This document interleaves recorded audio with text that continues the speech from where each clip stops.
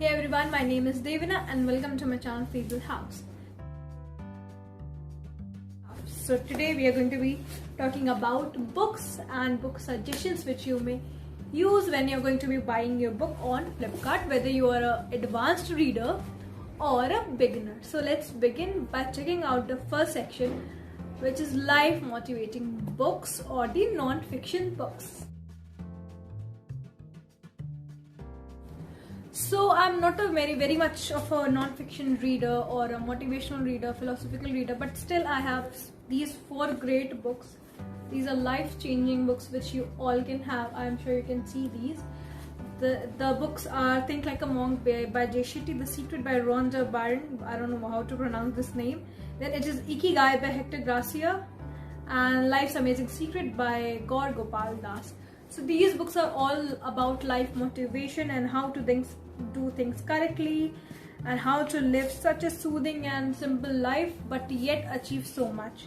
So these books are great and you can buy them at such a great price during the sale, because 3 of them cost a lot. Like this book, this Think Like a Monk, Ikigai and The Secret.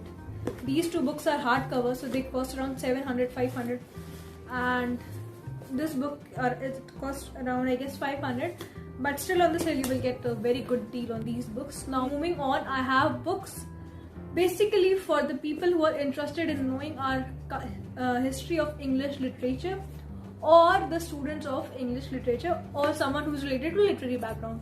So the next books are coming from that section. Okay, so the first book for the history is History of English Literature.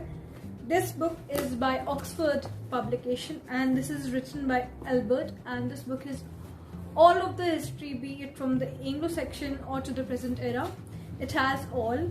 Now similarly, this book is about Indian English literature, which is all about in English literature background in India. Then we have a very great book if you are new to literature and you want to learn everything, the terms, the devices, the theories, then this book is a great book.